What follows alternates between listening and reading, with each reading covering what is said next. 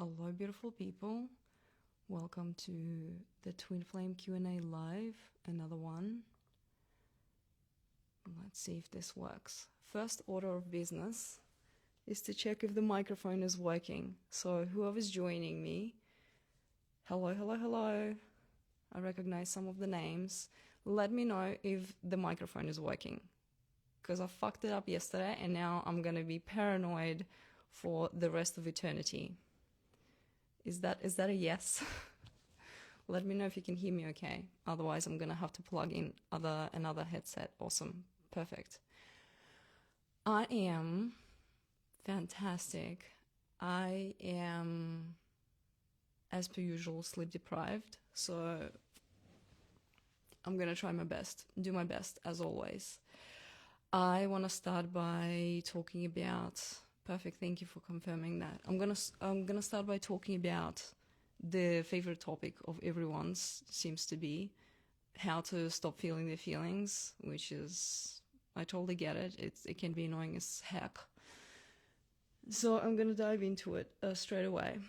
Ask your questions if anything is kind of wishy-washy or you have questions. I'm gonna try to find a language that describes it in the best way, but just be mindful that it's really difficult to describe some of the things, some of the phenomena in language, like using language. Some of those things are very difficult to describe. So first of all, pretty much everyone experiences this like feeling or like knowing of like what your twin is feeling or what they're going through, and it drives you absolutely insane, especially when you are trying to either detach, when you're, you know, when relationship ended or like everything is kind of really shaky and you're trying to navigate this relationship and you're constantly bombarded with all that information about them, about their emotions, about what they're going through, about like their whereabouts, who they're talking to, what is happening in their life, and that can be like super annoying. So the number one thing that I want to say first of all is that you are picking up, most of people, 99% of people are picking up on different timelines.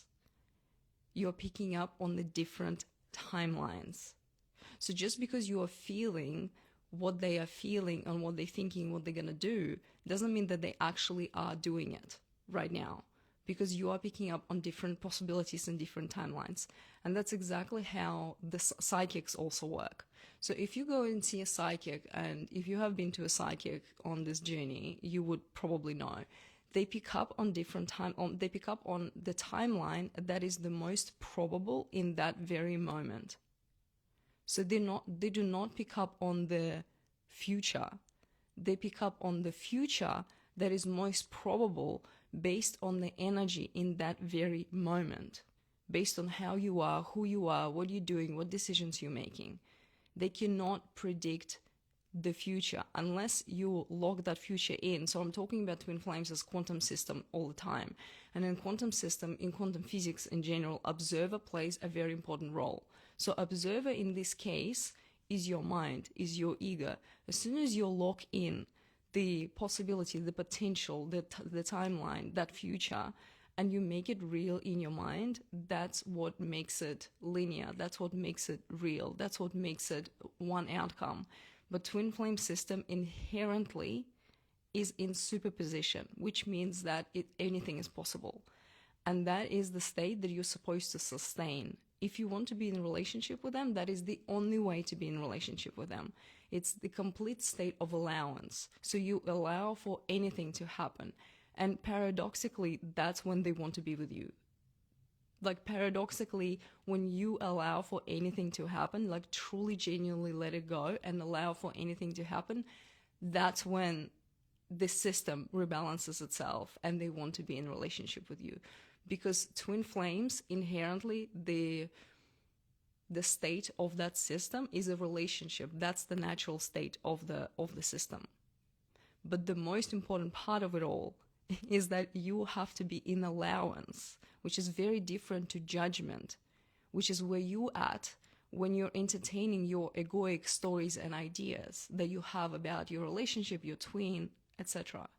So first of all, 99% of people who are experiencing the psychic experiences and psychic visions or knowings, they do not have, their mind is not trained. So you have the psychic experiences and they also mudded with, it's like, tea if it's not strained. You have all the like fluff floating there as well. So that fluff comes from your ego, your egoic narrative. So you know their behavior, you know what they're doing, you know that they are most likely to make that choice or make that decision. And you superimpose what you know about them onto your psychic visions, onto your psychic experiences. It's exactly the same with like tarot readers, for instance. Tarot initially was a game in Italy. It was a card game. It was not a divination tool at all. And when people started using it as divination tool, that's when, like, Carl Jung was very interested in tarot, because tarot helps you work with the subconscious mind because of what you see. So what do you think tarot reader would see in the tarot, in the spread? Some of it will be reflection of their subconscious mind. That's why, yeah, it's great. Like, it's a great tool to work with, but it's still not accurate depending on what you're trying to do. So when you have those psychic visions and feelings and stuff, and feelings and actions are actually very different. It's easier to pick up on feelings compared to actions, what they actually do. And the reason why I thought about it, I was thinking yesterday, because people keep asking me, like, what is the difference between false twin flame and your actual twin flame? It's like one of the most popular questions. And I'm still sitting with it. I'm like trying to remember what it felt like for me to experience false twin flame, because it also feels predestined.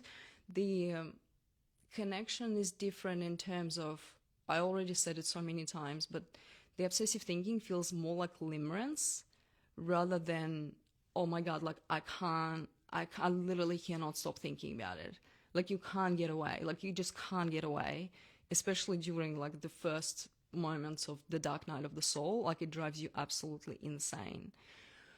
But false twin flame feels very, very similar, like very similar. There's also this spiritual connection. There's also this feeling of like, oh, this kind of predestined, but there's no inevitability. I think with your twin, the difference is that it feels inevitable. Like, the reason why it drives you insane is because you like, no, we're supposed to be together. Like, that's how your ego interprets your, like, that soul recognition. It's like, no, we're supposed to be together. So that inevitability, I don't feel like it exists with false twin flames. That would be the difference. And obviously the main difference is that when you start practicing Vipassana meditation, your false twin flame will fall off and your twin comes back. That's how you fucking know. That's why I'm always saying to people, don't stress about whether or not it's your actual twin flame or your false twin flame. Because when you do what I do, what I teach, and the reason why I started teaching and the reason why I created the workshop was because I was watching all these women who actually probably didn't even met their twin, going through these crazy experiences and being told to basically like stay in that obsession, in abusive relationship. And I was like, you won't be able to liberate yourself. So I created the workshop teaching women Vipassana meditation, specifically women. I wasn't even working with any other gender. I was working with women because I'm like, if it's your actual twin, they will come back. If it's not, they will fall off and you will be free. So when you're asking yourself that question, whether or not it's an actual twin flame, first of all, ask yourself why you're asking that question. Like, what are you trying to get at? What are you trying to understand through understanding whether or not it's real? Because it's probably something to do with your ego. And second of all, don't stress out, because if you do what I teach, I'm not teaching anything that's like out of the ordinary. Vipassana meditation literally works for everyone. And that's how I got rid of my obsession 12 years ago when I was dealing with my false twin flame. They fall off. You liberate yourself from this. Wouldn't you rather try that and actually be free to live your life instead of like obsessing over someone who probably has nothing to do with your spiritual journey or very little to do with your spiritual journey? And if it's your twin, they're going to come back. So anyhow, as always, I'm just, my ADHD brain branches off all the time. So first of all, you have to understand that your psychic visions and knowledge is muddled, because when your mind is not trained, it's going to be muddled. And that is the reason why all Buddhist monks, they do have psychic abilities, and they do not use them. They do not use their psychic abilities because first of all, they train their mind. They train to separate what is truth, like the truth, and seeing things for what they are from their psychic visions. And that's how I was trained as well. When I was going through my initial Vipassana meditation training, my psychic visions got activated. If anything, it was even worse than on the twin flame journey. And I was discouraged from all of that. And when I asked my Buddhist monk about the telepathy and picking up on my false twin flame emotions and actions and all of that, he said exactly the same. It's like, separate yourself from all of that. That is, you don't know whether or not that's true. It feels like truth, but how many things in your life felt like truth to your ego and then turned out to be completely the wrong thing to do, to choose, to think? There is your ego involved in this. And that's why it's important to train yourself in Vipassana meditation. Because when you learn to distinguish what is your ego and what is truth, you actually can use your psychic gifts. But it takes a long time to go through that training. So right now, because you're already freaking out and you're already it drives you insane, my suggestion for you would be to separate from all of that and treat it as your ego's trick that your ego is playing on you in order for you to stay attached to that person. So I teach the labeling techniques in my workshop. Just label it. Okay, you have a psychic vision or whatever, you have some knowing popping up in your mind, in your heart, wherever you feel that.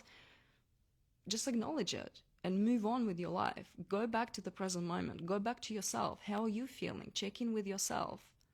Understand that partially what you're experiencing is being interpreted through the lens of your ego, through your egoic avatar.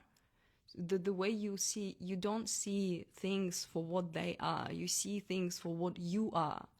You're interpreting everything through the lens of your ego. Literally everything, every interaction, every person you come across, everything that you know about reality. You pick up on all the points of views from your culture, from your religion, from your family, from your country, from your laws.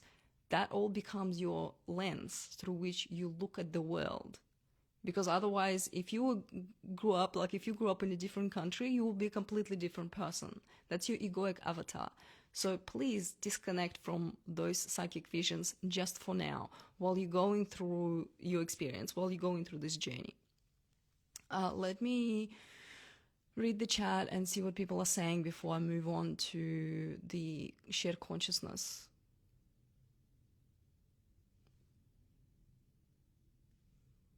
I really appreciate all the information you post online. It helps me a lot. I am so grateful that it helps people. Honestly, that's literally the only reason why I do it.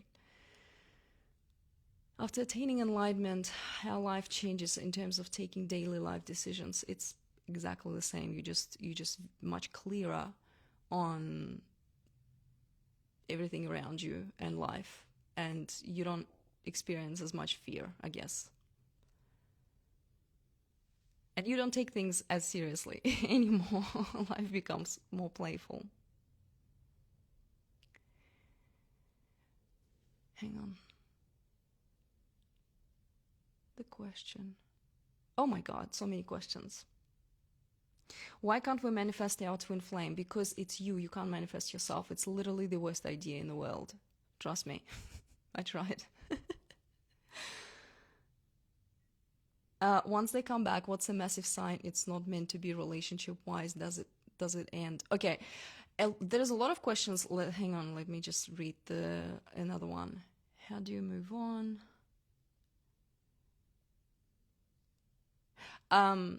There's lots of questions about like, what do I do when they come back? First of all, you don't even have to worry about it right now. Right now, you have to worry about your actual spiritual awakening. That's all you have to worry about. Because the more you worry about when they kind of come back, what I'm meant to do, the more you actually prolong your suffering and your journey. Let me just finish reading the chat. What about just general life without this whole narrative and just living? Yeah, that works. If you can do that, that's perfect.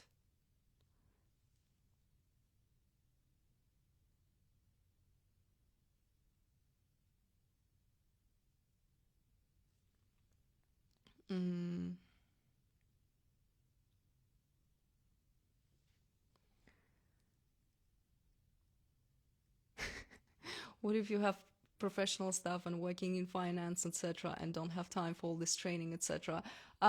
If you don't have time to like meditate or train or whatever, just turn your life into meditation. You can literally do everything intentionally every single day in your day-to-day life, and that will count as meditation. Like, count. Obviously, sitting meditation is important for so many reasons, but if you don't have time, if you're super busy, first of all, congratulations. If you can keep yourself busy, I think that's a great idea.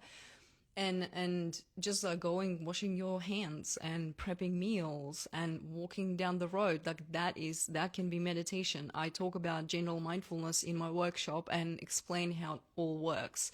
It's literally every single thing. Like me sitting here, I'm talking to you and I can be in meditative state. If you're in hyper-aware, hyper-present state, that's a meditative state. You can sustain that on day-to-day basis. You don't have to sit in meditation. You don't have to go to a Buddhist temple to do that.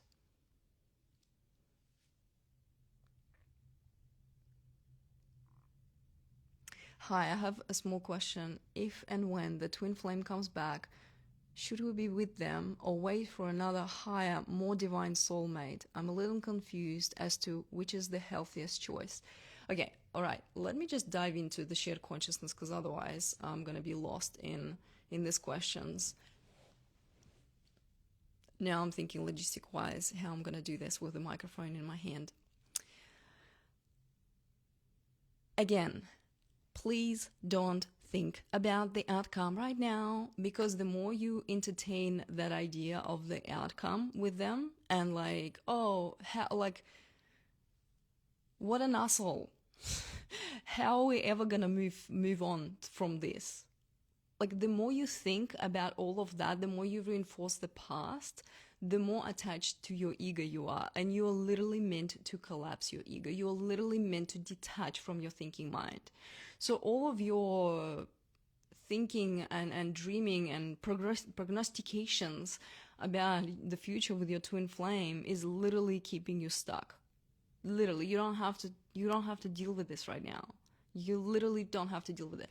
Okay, I want to dive into the shared consciousness. I realized that I have a little graphic that I can kind of use without me losing my shit. This is gonna be mirrored, so that's fine. So your twin is your other self, right? You do not share a soul, you share a spirit. People call it a soul. You do not share a soul. Souls are separate. Every person has a soul, but you come from the same spirit. It's complicated. I think I'm gonna bring Kadara on the live maybe next week and get him to explain everything about the timelines and the spirits. He's much better at this. So this is you and your twin flame. This is your consciousness, okay? How influencers do this? Like this. There we go. So this is you. this is mirrored, but that's fine, you get it. This is you and your consciousness, or like consciousness and ego. This is your twin's consciousness and ego, right? You have a little overlap because you have access to your past lives as memories, okay? It's all physics. I'm not going to go into the science of it. First of all, because I don't know enough about science. Like, I literally need to do proper research to explain all of this. Like, I understand it in my mind, and the way my thinking works, I have symphonic thinking. So I'm a massive fucking nerd, and I read literally everything, and I know so much. But because I'm ADHD, I'm also like, I'm not going to pull a quote from somewhere. Like, I understand how it works. I just pull ideas and I connect them easily, and they like seemingly disconnected things. So at some point, I'm going to get to it. But here you go. So because you have the memory, the access to the memories from your like past life, all of the lives happen all at once. There is no past and future. Timelines happen all at once. And that's why you pick up on one of the possibility of the timelines when you have psychic visions, right? So this is your sphere of influence, okay? This is shared consciousness. You can control this. So you can control your twin flame. You actually can control their behavior, which is what you're doing right now. You actually are controlling your behavior through your ego, through freaking out. So I'm going to give you a counterintuitive example, but I think you will understand it better if I give you this example. So let's say you have gone through your ego collapse, you practice Vipassana, for a long time, you were really diligent and you understood the mechanism of the ego collapse and separation yourself from your thinking mind, right? So you were a diligent student. You know how it works. And now you are content and happy and joyful because you no longer are a slave to your twin flame journey. So you're feeling great, which is generally how people feel when they start practicing Vipassana. Now, let's say that you know, like, you have the vision for your life and you know what you want to be doing with your life, and you're like, you know what, I actually don't like my twin flame and I don't want to be with them, because on the egoic layer, like our egoic avatar, who I am as a person does not align with who they are as a person and how they show up in the world.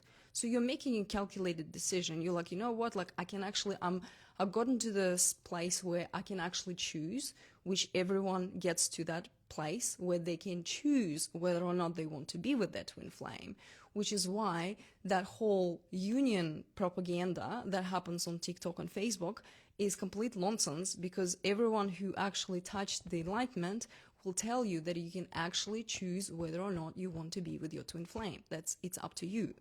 So let's say you decided, you know what, they're not suitable partner, I'm gonna take over the world, and they kind of just like, meh, like, I'm not interested, right?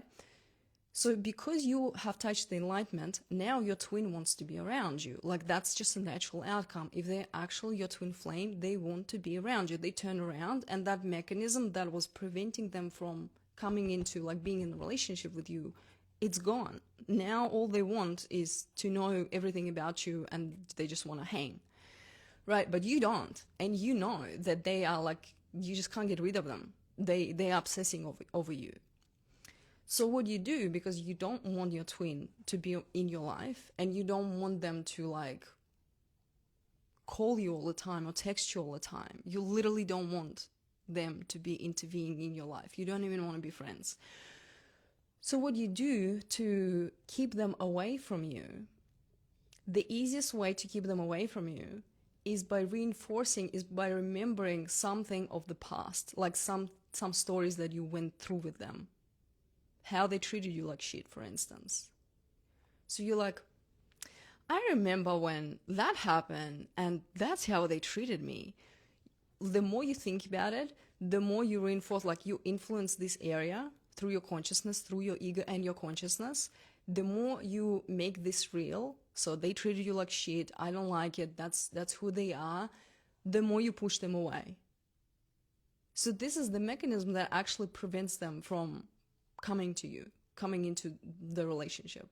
The more, as soon as you feel, and you actually feel it, so when you get to touch enlightenment and you get to the state of non-attachment, you can actually feel your twin, like when they want to come into you, when they want to like either reach out or they want to hang or whatever.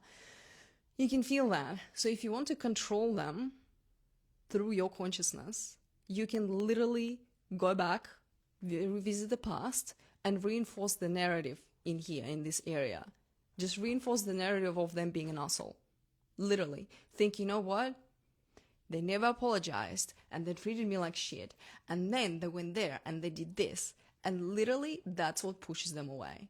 Because you're collapsing the system of twin flames. Like the superposition that the system is supposed to be in is collapsed. There's no wave function anymore. You're collapsing. And that's how you keep them away. It's super easy. Now reverse that scenario and understand what you're actually doing to the system through what you're going through right now.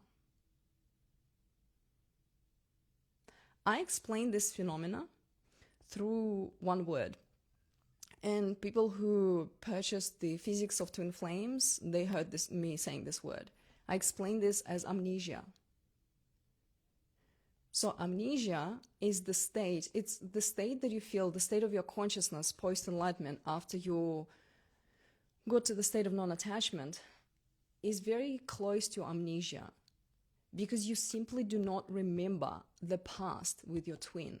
Literally all of that chaos that you went through with them or going through right now, you literally do not remember it. That's why they come back. They come back when you collapse all of that drama, trauma, and baggage. You can collapse it by by remembering that you are consciousness and not your thinking mind. So that's how you actually influencing the system. So what you're doing right now, reinforcing, and like when you go and watch tarot readings, and the tarot reader will be like, oh, they're doing the work, they regret their actions, and you're sitting there thinking, yes, they should regret their actions because they treated me like shit, they should go into therapy.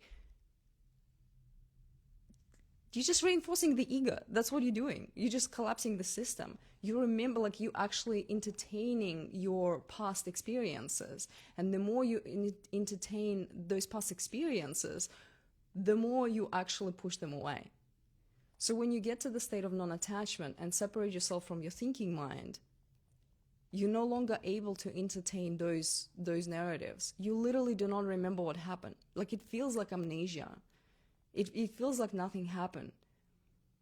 And and because you have this element of shared consciousness, when you feel like nothing happened and it doesn't influence your ego, they don't remember it either. It doesn't influence their behavior either. So if you want the past to influence their behavior, reinforce that narrative. Keep thinking about your past. Keep thinking about all the shit that they've done to you. And you're going to push them away. They're not going to be in your life. It's simple as that. It's fucking easy. Like, seriously, this system is so freaking simple. And as soon as you get it, as soon as you understand it, you can literally manipulate them like a fucking puppet. If you want to hang with someone else and you just want to be like, having fun and being in a different relationship with someone, you don't want your twin to annoy the fuck out of you, every now and again, even if you are in a state of non-attachment and enlightenment, reinforce that fucking narrative about them being an asshole, and they're going to stay away. They're not going to come close to you. They might, text you every now and again or stalk you on social media, but they're not going to do anything because they're going to be kept away by your ego. Your ego working with your consciousness, because your ego dictates the state of your consciousness. All right. Enough of that. Let me just read the chat.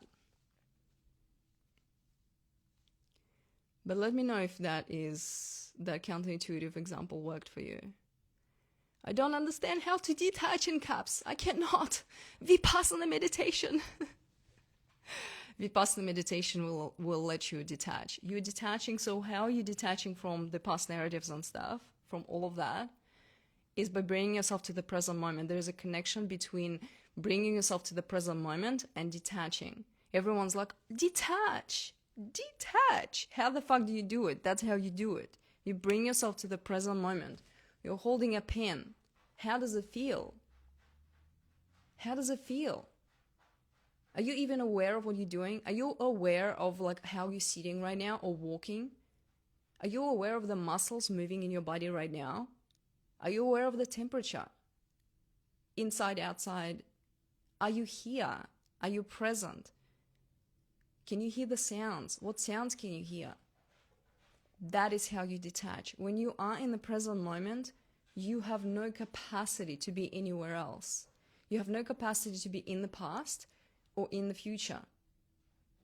So when you are in the present moment and you are in here, so the way I teach Vipassana in Theravada tradition, we are observing our breath in the abdomen. When you are here, you're nowhere else. You're just here. You're observing your breath. And when the thought comes up about your twin, you just bring it back down. You're like, no, that's okay, thought, cool, but I'm here. That's my task. That's how you detach. The more you practice this, the easier it gets. And it's the same mechanism for your forced twin flame and for your actual twin flame. It doesn't matter who you're trying to detach. That's why I don't care if you are dealing with a forced twin flame or someone you're obsessing over. The thing that I teach in my workshop or everywhere, literally everything that I talk about, works. Because Vipassana works for every single situation in your life. It's like one of the best skills you can learn. It makes you, you will become a completely different person.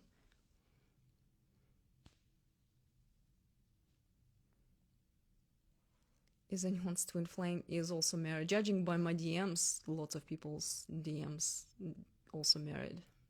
It's not a problem. Seriously, it's not a problem. Just collapse your ego. They wouldn't want to be with you.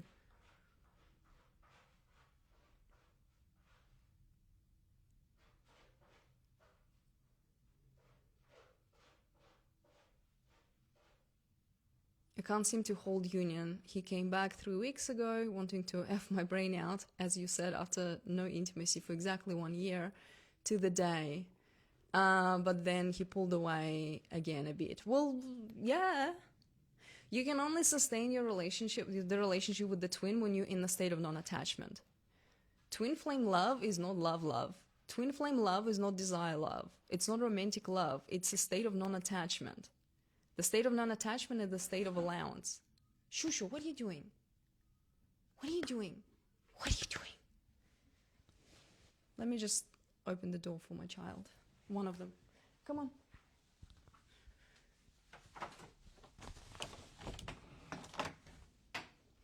All right.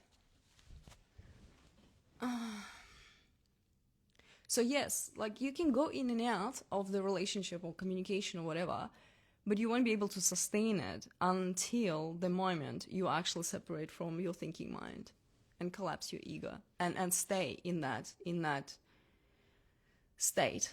So even if you get into a relationship with your twin, this still applies. This applies. You can only sustain the relationship when you collapse the past from here.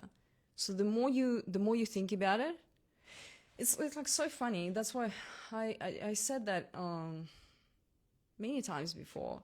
I prolonged my suffering because I'm a meditator. I meditate and I'm trained at Vipassana. And when my twin gave me the shit, I would go and meditate and I would rebalance everything, and this like whole like drama part would disappear. Like I would literally collapse it without knowing what I was doing. But because you can only sustain a relationship in the state of non-attachment that is continuous, so post-enlightenment, you will go in and out of relationship until you actually get... So what's happening right now is when they come back, you'll get all excited about it. You're like, yes, they come back. Finally, they're choosing me. Like you're already operating from the state of luck. The state of non-attachment and enlightenment, it's not the state of luck. You're not lucking anything. There's no such thing as like, I don't have something. You have everything. You don't actually desire anything. Hence, no desire. You don't feel like you need anything or want anything because like you're just happy, content with everything that you have in the present moment. So when they come back and you're like, finally they choose me, that is, you are attached. You're attached to the idea, the outcome. You know, you think that they choosing you is like some ephemeral thing and it's gonna go away and you need to do something for them to choose you. You don't actually need to do anything for them to choose you and come back. Literally nothing. You just need to separate yourself from the thinking mind. You don't have to perform. You don't have to be, you know, the sexiest woman alive or man or whatever, you know. Literally nothing. You just need to separate yourself from the thinking mind. That's all. And collapse all the fucking drama that you went through with them. That's why all of those narratives about the tarot readings and shadow work and all of that shit just reinforces your ego. It keeps you stuck. You're not moving while like waiting on them to fucking awaken. They're not gonna awaken. You share consciousness. They are not awakening. I'm sorry to break it to you. They are not. You can influence their consciousness, which is your consciousness. It's you in a different timeline. Literally, it's you. It's not a separate person. For as long as you see them as a separate person, you can't do anything about it. For as long as you're freaking out and trying to predict their actions and shit, you're in a state of luck. In separation. So someone asked, I think I saw in the chat, is separation necessary? It's not necessary if you understand the mechanism of like why you're going through this. If you can separate yourself from the thinking mind, separation is not necessarily necessary at all. No. But you need to get through the enlightenment, because as I'm saying, the reason why I am talking about this and why I'm having these lives and why I'm having all these products and shit is because I am more interested not in getting you together with your twin. I'm more interested in what you're gonna do, everyone on this life, apart from a couple of stalkers. Everyone on this life, you have a great capacity to change the world for the better. You have a great capacity to raise collective consciousness. You have a great capacity to influence your communities, to change systems. That's what I'm interested in. And that's enlightenment and the state of non-attachment. That's how you get all of your manifestations to come true. Because when you are in a state of non-luck, you manifest, you create with ease, you have no resistance.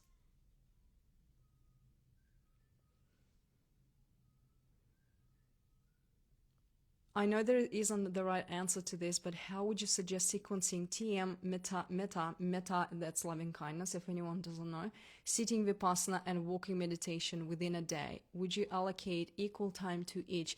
It depends what your problem is, like what is your pain point. So I think for the majority of people on this life, vipassana would be the most important part.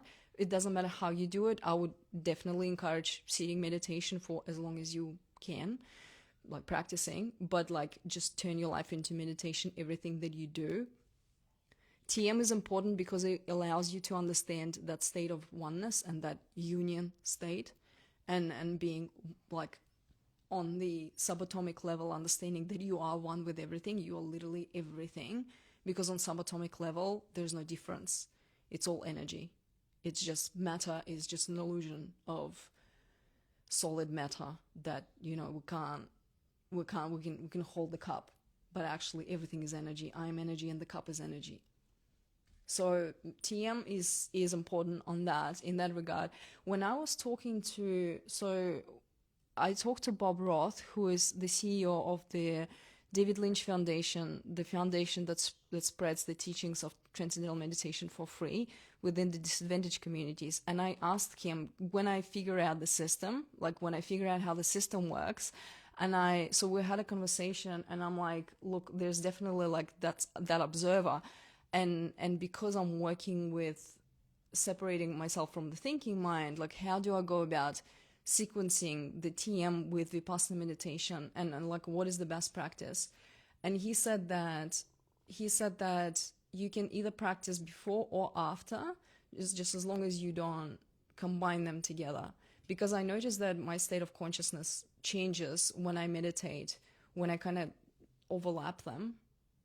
Because obviously TM has no observer and Vipassana has the observer, because you're placing focus on something. So the way I do it, the way I like to do that is I practice TM for 20 minutes in the morning and in the evening. And after the transcendental meditation, I would sit and do Vipassana, sitting Vipassana. Obviously, my life is a meditation, and it's not even like I'm intentionally doing something. I'm just on a different level of understanding how meditation works. So that's my like dedicated sequence. And metta, again, make sure that when you're practicing, for context, for anyone who doesn't have access to my workshop, I'm talking about it in the workshop. Metta and loving kindness is a very important practice on this journey as well. But you have to practice it in the state of non-desire. You can't practice it from desire, from loving them, from wanting them. You have to practice metta and loving kindness meditation from the state of allowance again.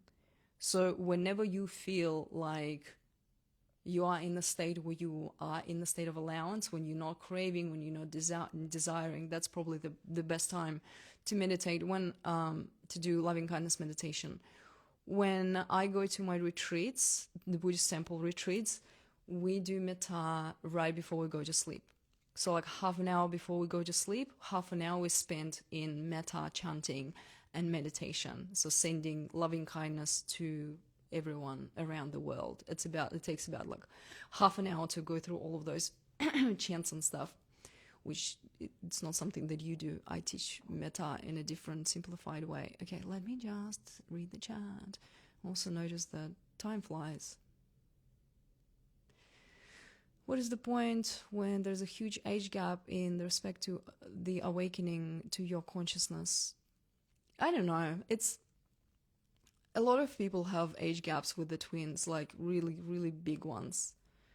And a lot of people don't. So some people explain it through like, oh, you need to like shift societal perception of love and shit. I kind of align with that. I think partially it's true that when you have an age gap and it's like something that being like frowned upon, you can expand societal views on love and like unconditional love or whatever you want to call that.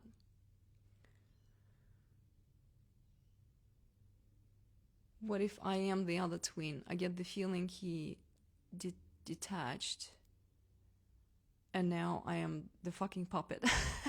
No, you're not the other twin. No, you're the awakening one. Otherwise, you wouldn't be looking for the answers. Signs and synchronicities. Signs and synchronicities have nothing to do with your twin flame. It just it's just a reminder for you to awaken. That's all. It's just like the universe, God is talking to you, wanting you to awaken. All the signs and synchronicities, the obsessive thinking is the same mechanism as the signs and synchronicities. It's just a reminder that you need to awaken. That's all. So stop treating it as something special and start treating it as literally just your reminder, like a notification on your phone. Could you talk a little bit about the phase when they come back after the amnesia? What exactly you want me to talk about? Don't think about it right now. But what if you choose to be together? How does it become peaceful? Okay, so it's the same mechanism. You just collapse all of your stories. That's all. That's how you become peaceful. It becomes peaceful within you first. So it becomes peaceful within you. You collapse all the stories here, and they reflect your consciousness. Their actions just is a reflection of your state of consciousness. That's it. That's why you can't fool the system. If you're still holding on to those stories, the drama and stuff, and you're reinforcing it, their actions and their thinking pattern is going to reflect your state of consciousness. Synchronicities. I hope we didn't lose our fun side and become all serious. No. Life is actually way more fun post-enlightenment. Seriously. Because you kind of like see right through it all and it's just fun. I don't know, my first awakening was like super serious. Because I was getting all this like signs and synchronicities and all this psychic shit was activated and I was like taking it seriously. And now I'm like, oh my god, this is so fun. it's if it's not romantic love, so it's meant to be marriage or meant to be best friends. No, it's just because it's not romantic love, like it's not desire. So the way Hollywood movies portray romantic love is like it's all desire and drama. It's not that. It's just allowance. If you have experienced the bubble phase with your twin, where it feels like you're just literally hanging out with another self, like another you, that's the normal state of the system. That's how it's supposed to be, if you choose to be with them. It's not like you don't feel like you're losing them. You're not afraid of them cheating on you or whatever. It's just is. It's just like hanging out with another self. So it's not like best friends. It is like best friends, but you are romantic, but there's no like that desire, like I need to have you. Or because when you have this I need to have you, you're coming from the consciousness, the state of consciousness where you're like, well, I might lose you, or I don't have you, or I don't have enough of you. Like you are operating from the state of luck. Non-attachment is not that.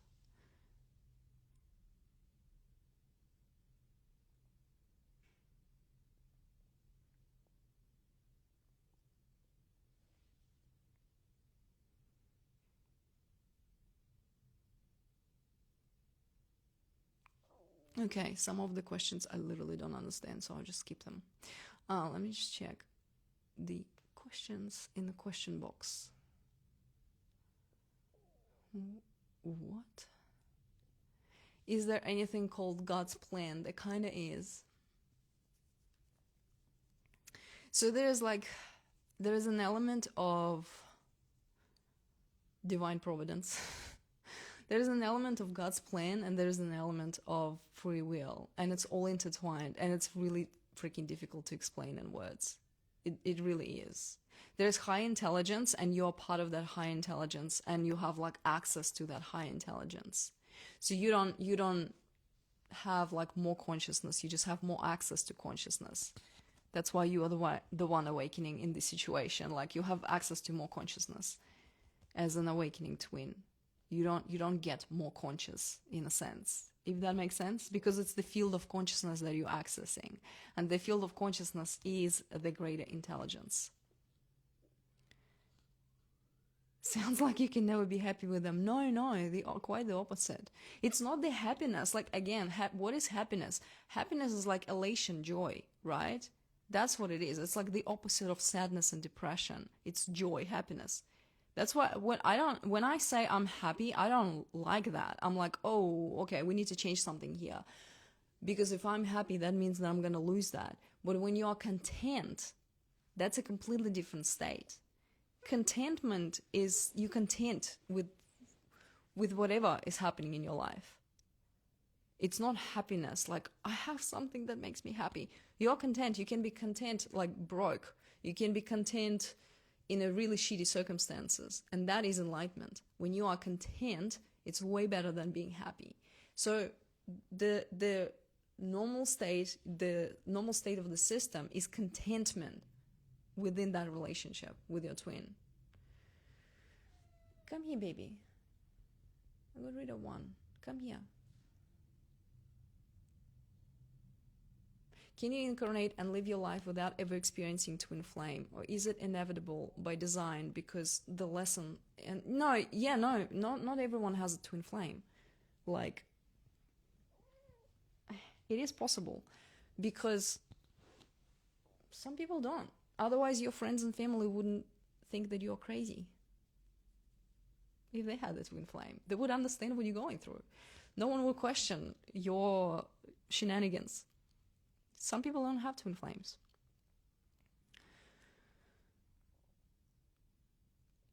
How do you tell if you're feeling their emotions or just crazy? Again, like something what I started my life with. Every single time you feel the feelings or emotions, you just need to like acknowledge it and let it go. Acknowledge it and let it go. Because you just need to accept the fact that all of that information is mudded with your ego, with your ego's interpretation of their actions, of their emotions, all of that stuff. Your mind is not trained. the more you lean into that psychic ability right now, the more you prolong your journey, number one, and two, you're gonna hurt yourself and you're gonna hurt other people. Because when you're interpreting those psychic abilities, those psychic visions, I'm gonna call them visions, when you interpret those psychic visions in the state of attachment and not knowing what to do with them, you're gonna interpret them in a way that's gonna hurt you or another person involved, or people, plural. So my advice, and the way I was trained, is to disregard them. You feel the feelings, you feel how they feel, acknowledge it and move on. Come back to your center. Where's your breath? What are you doing? Are you here? Are you present? Come back. Come back. Bring yourself back. That's your whole journey is all about that. Just bring yourself back. Eventually, the more you train yourself to bring yourself back over and over and over again, you will be so great at it, you would just be able to ignore it. I actually touched on that in my last live.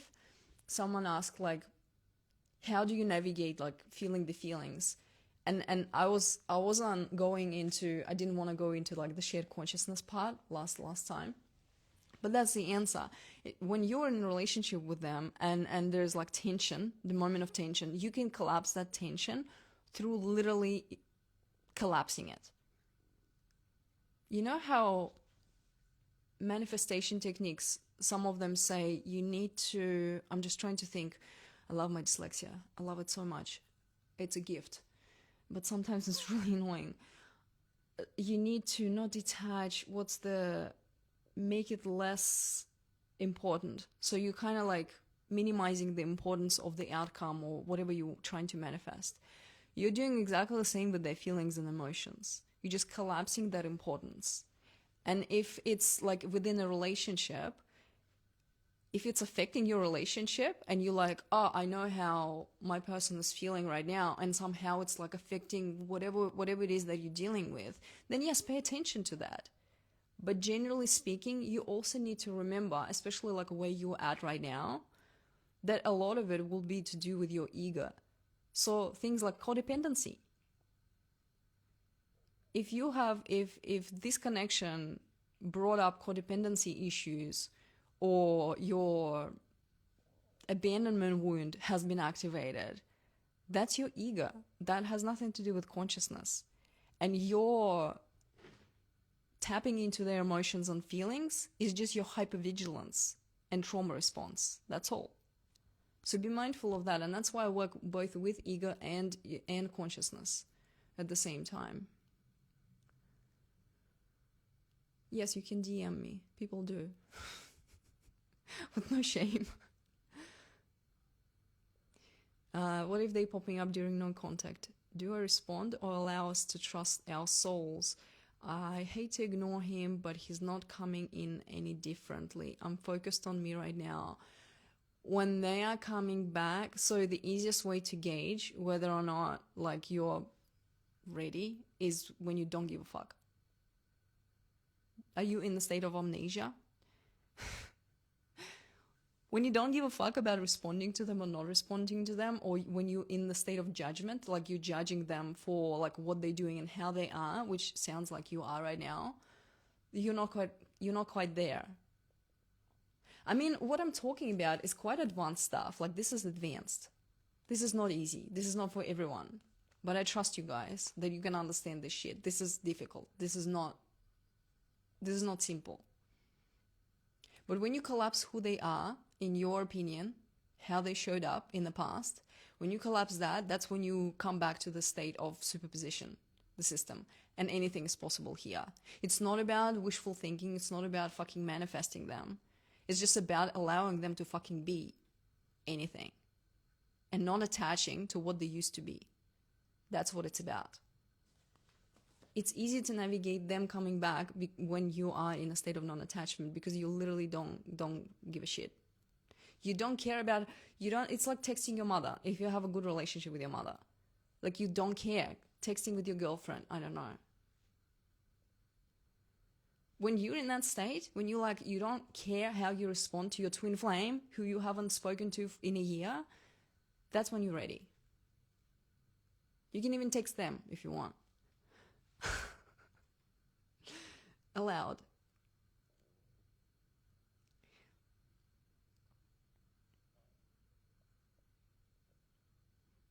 Thinking mind popping up, that's totally fine. Keep practicing, it's fine. We need our ego. We live in the real world, so of course, just keep practicing.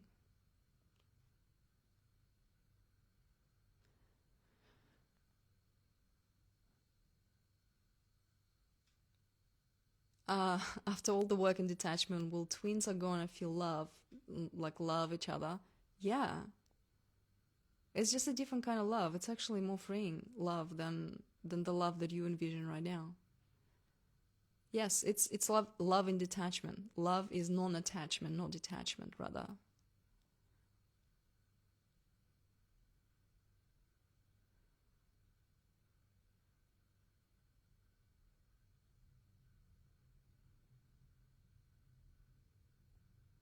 I'm reading the chat. I'm just trying to get to the bottom of things. Oh, let me see. Is your name Indian? An ex of mine actually found an not explanation. What's the definition of my name and called me happiness. And then I learned that Rishani actually means enlightened and sage-like, and it blew my fucking mind. It's not Indian, no. I was born in Poland and raised in Russia. What if he wants me in life? Disappeared for almost 6 months, messaged me sometimes, and now showed up with a new girlfriend. Cool. Fine. Detach from your mind and expectations. Literally, like, it's just so fucking simple, you guys. Seriously, it's so simple. I wish everyone knew this. How do I stop watching my terror? And I've never went through this with a person. I was only with her for 6 months. How do you detach from terror? I don't know. Trust me, I'm telling you that all of this is complete crap and it keeps you stuck. If you treat this process as if you treat this journey as once in a lifetime opportunity, which it is, like, imagine if I told you, I don't know if you watched my stories when I was posting about like how my life changed and what I'm dealing with right now. I have 2 films in development. I have a screenplay in development. Like, fucking money flows. Seriously, if you knew what life would feel like on the other side, and I told you, hey, these are all the steps you need to take. Like, sit your ass down, meditate, do this, TM, transcendental meditation, metta meditation. Like, treat it as something that will get you to your dream life. Like, wouldn't you want to do it? Wouldn't you want to be diligent about everything that you do, all of your practices?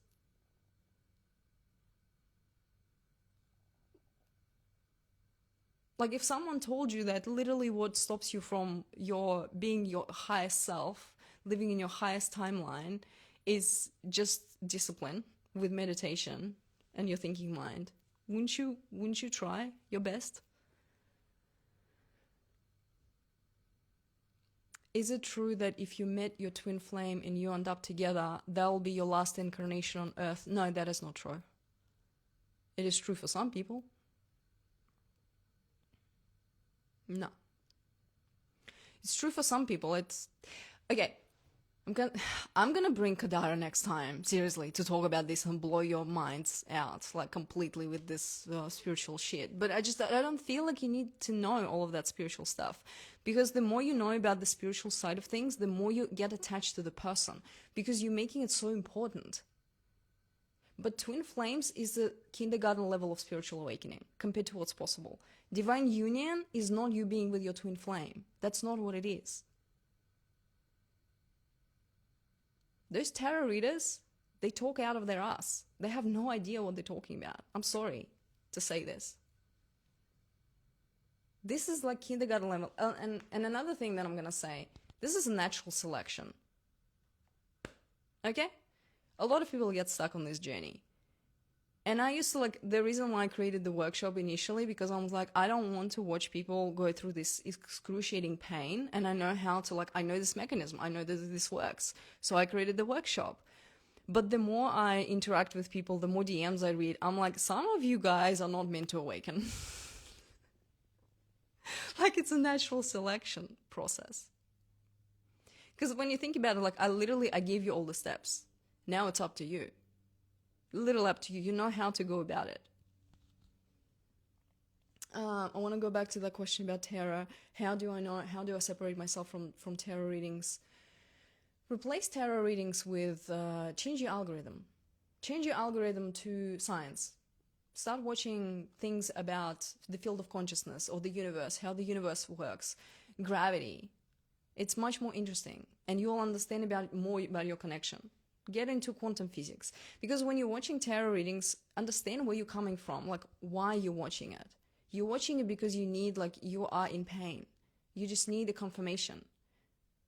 What those tarot readers are picking up on, if it's even for you, that's just one of the timelines. One of them. One of the timelines that is possible. And the sooner you lock in, when you lock in that timeline, what happens? This is happening. You're destabilizing the system. It's not in superposition anymore. You're reinforcing this narrative about who they are. You're collapsing the system. You push them away. Easy. You want to keep them away? You want to date other people and make sure that your twin doesn't fucking text you? Keep thinking about the past with them. They won't come anywhere near you. They'll just check in on you every now and again. The easiest way. Seriously. Want to watch tarot readings? Don't want to make sure that your twin is not in your life? Keep watching tarot readings. Keep reinforcing this part. Will the soul mission reveal itself with time? Is there something to follow, to do, to make it more clear? Your mission is to awaken and raise collective consciousness. That's all. Some people do it through art. Some people do it through their purpose as, like, whatever they are. They can be business owners, or they can be speakers, teachers, whatever. You're raising collective consciousness. That is your mission after the awakening. It's not dependent on your twin. You can do it by yourself, or you can start a charity together. Wouldn't that be lovely?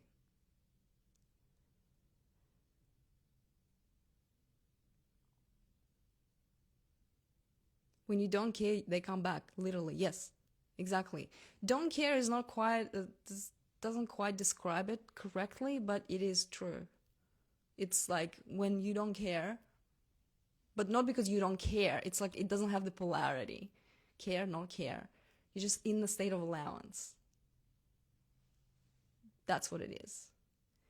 Can we work on manifestations outside of twin flame? Absolutely. Just don't bring your twin flame into your manifestations.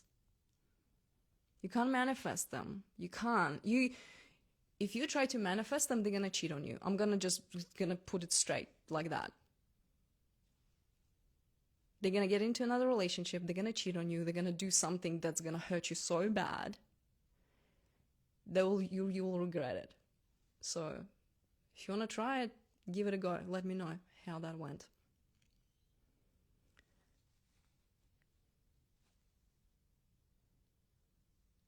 Okay, let me just get to the end of things.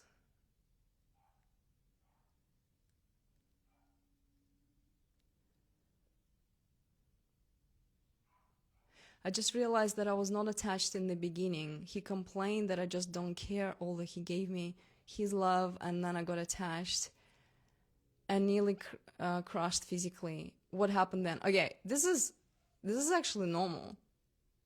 I friend zoned mine in the beginning. This is normal. The system only begins to work when you get into the state of attachment. That's when they push you away. That's why for some people, when they're like, oh, whatever, I don't give a fuck, it actually works in the beginning. And then as soon as you attach, that mechanism of ego collapse gets activated, and you need to go through your awakening now. That's why it works. That's why you could sustain it in the beginning. It's not uncommon to go through this experience. When everything is fine in the beginning, you're actually not attached, and as soon as you get attached, they like pull away. How about astrology? Yeah, it works, but just ignore it at the moment. Like, simplify things. Right now, simplify things. I'm gonna be hopping off soon. But like, just tarot, astrology, all of that shit, yeah, it's great. Get into it later, okay? When you get to the state of non-attachment and touch enlightenment, then understand astrology, then get into the whatever human design, whatever the fuck you want to do. Right now, simplify it, because the more you reinforce the narrative of like, it's Mercury retrograde, they're gonna come back. Like, the more you're reinforcing your ego, you need to separate yourself from the thinking mind. That's all you need to do. How to stop thinking about them without resentment. Vipassana meditation. That's how you stop thinking about them. Being in the present moment. Without resentment, again, resentment, this. This is what you're creating when you have resentment. Resentment is just a symptom that you are reinforcing the past narratives, that you are not in the present moment. When you are in the present moment, you have no resentment. Because you're holding a pen. That's where you are. You are here, in the present moment. Nothing happened in the past, and nothing's happening in the future. So you have resentment when you're attached to your ego. Work on that. Work on being in the present moment. It's hard. It's not easy. That's why I created the workshop, because it's not easy, because it's hard, because I can explain to you guys how the system works 150 times, and you will still struggle on the journey. You will still struggle separating yourself from the thinking mind. That's why the workshop exists, because I go through different scenarios and I try to give you different kind of like stories so that your ego can attach to a different story, so that you process it in a like a healthy way and understand how to like detach.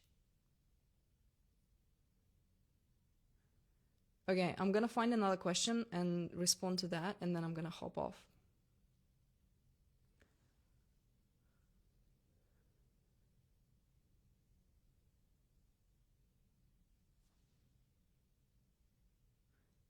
And yes, a lot of people deal with cheating on this journey. And I know it sounds toxic as fuck, but unfortunately that's what it is. Like, I don't like talking about it either, because it sounds like you're like reinforcing a toxic relationship.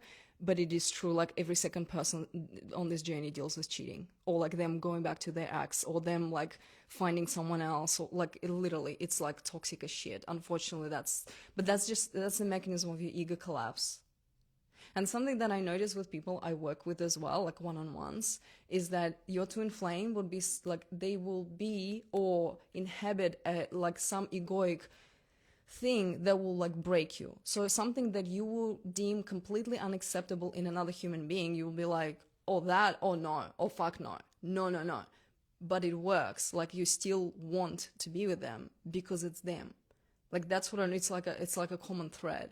It's like they either did something, or they are someone like you would never be with because of that thing. And yet, because it's your twin, you kind of don't care. Like, you can even let that slide, which is like insane. If anyone told you that before you met them, you will be like, fuck no. That is something that I notice with people. And why this happens? Because they meant to collapse your ego. That's why. They have the mechanism of your ego collapse. The greatest thing that will ever happen to you. Seriously. Because what's on the other side is like an incredible fucking life. And your twin wanting to be with you is like nothing compared to what you create after you get to the state of non-attachment. Seriously. Oh, okay, this one is a cool one. Any input when PTSD is involved. I feel like I've detached and he can't stay away from me, but he doesn't want to spend time with me. We work together and he stops to see every day.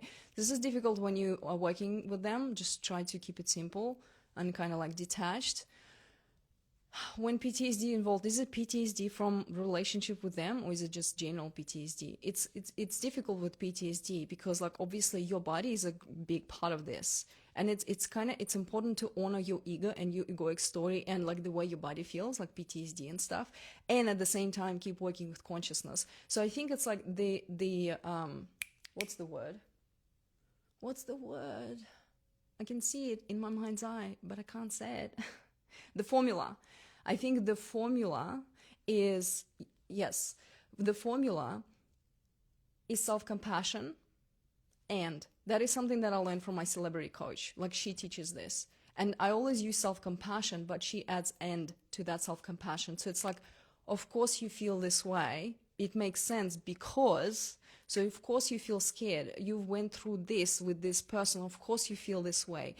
And I'm gonna separate myself from the thinking mind. This is just an ego's narrative. So you're not dismissing your ego's, like your truth of what you've been through, like your story. And you need to collapse that ego. You need to collapse the story.